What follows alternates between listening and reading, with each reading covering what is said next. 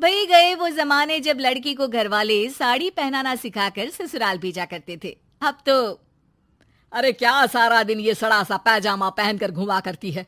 अरे कभी चुन्नी वाला सूट भी पहना कर। चुन्नी वाला सूट उसमें कौन सा बड़ा काम है। ये लो। राधा अंदर जाती है, पजामे के ऊपर ही कुर्ता और दुपट्टा डाल आती है।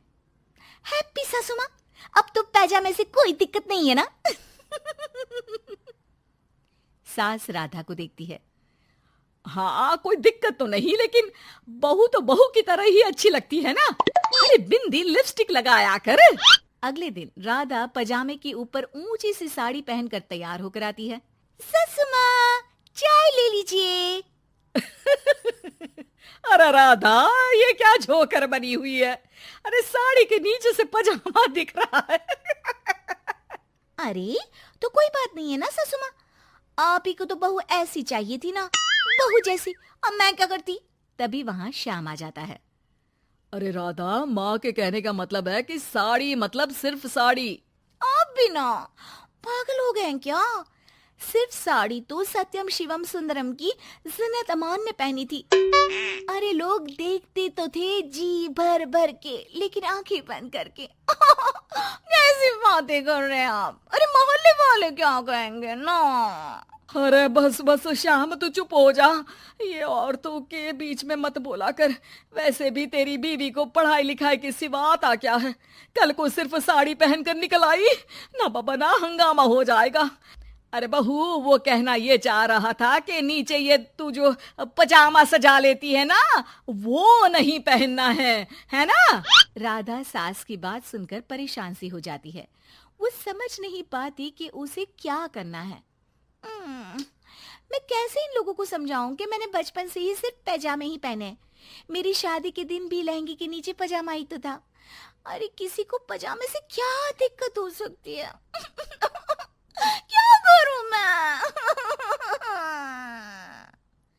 राधा रोने लगती है, जिसे उसका पति देख लेता है। अरे अरे मेरी प्यारी राधा, रो क्यों रही हो।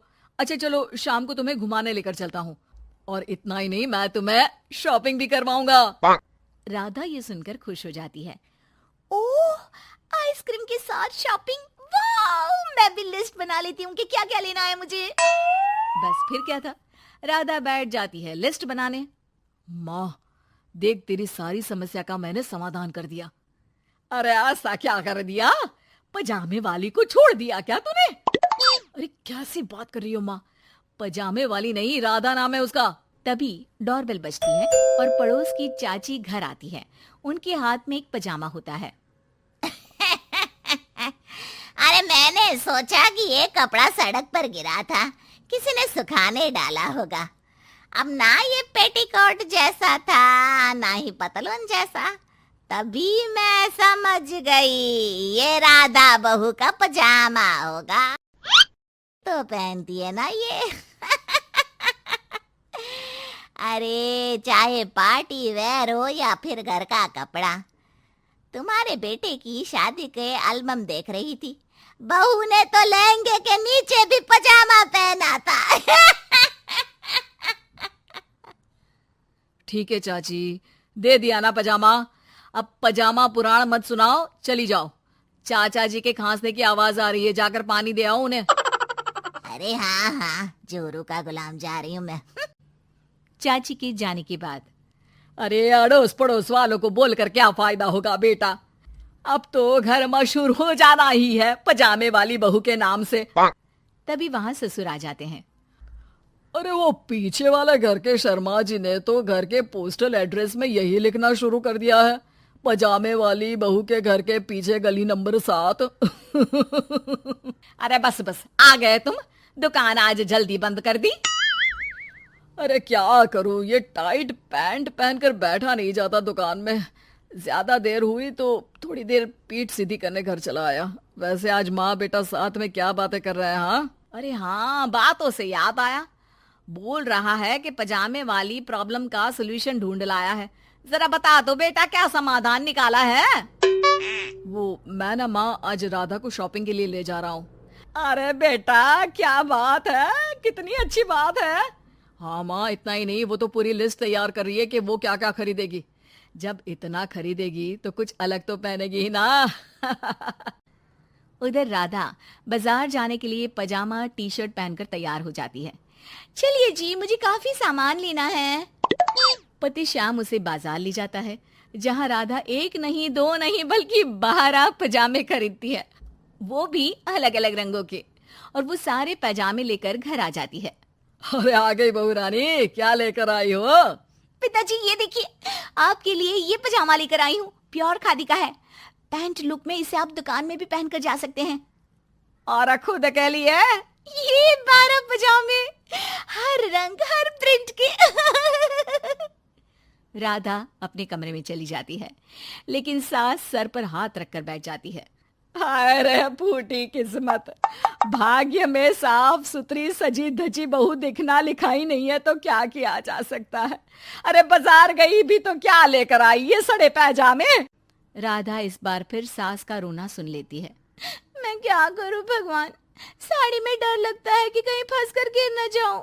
माँ जी को पजामे से नफरत है, लेकिन एक अच्छी बहू होने के नाते मैं अपना पहनावा माँ जी के लिए जरूर बदलने की कोशिश करूंगी। हाँ भगवान जी। अगले दिन राधा बिना पजामे वाली साड़ी पहनकर सास के पास खड़ी हो जाती है। हाय रे, सूरज आज कहाँ से निकला है? अरे राधा बहू ने साड़ी पहनी है, वो भी पजामे के बिना।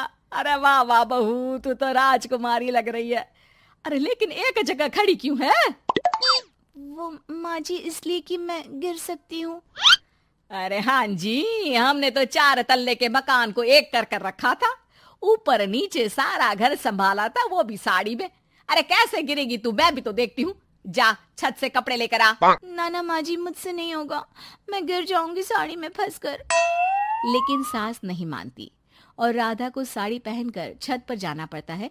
लेकिन जैसे ही वो सारे सूखे कपड़े लेकर उतर रही होती है तो सीढ़ियों से गिर जाती है। फिर क्या? ओह, इनको काफी गहरी चोट आई है, लगता नहीं कि। नहीं डॉक्टर साहब, ऐसा मत बोलिए। अरे सारी गलती मेरी है डॉक्टर साहब, मेरी बहू को बचा लीजिए। अरे हाँ, वो बच जाएंगी, लेकिन चोट भरने में देर लगेगी। धीरे धीरे राधा ठीक हो जाती है और एक दिन जब पहली बार वो ठीक होकर कमरे से बाहर निकलती है तो देखती है कि सास ससुर पति सब पैजामे पहनकर खड़े होते हैं। देखा बहू, कैसा लग रहा है ये पैजामा? वैसे बहू सही में ये बड़ा कंफर्टेबल है। हाँ, अरे अब तो इसे पहनकर मैं इतने आराम से दुकान में बैठता हूँ कि कितने ही ग्राहक क्यों ना आ जाए, फटाफट काम होता है। मुझे माफ कर दीजिए माँ जी, मैं साड़ी पहनने की पूरी कोशिश करूंगी। अरे नहीं बहू, मुझे माफ कर दे, तूने घर के लिए मेरे लिए बहुत त्याग किया। बेटा इंसान पहनावे से नहीं बल्कि अपने कुशल व्यवहार से सबका प्यार पाता है। हमें तो अब बस पजामे वाली ही बहू चाहिए।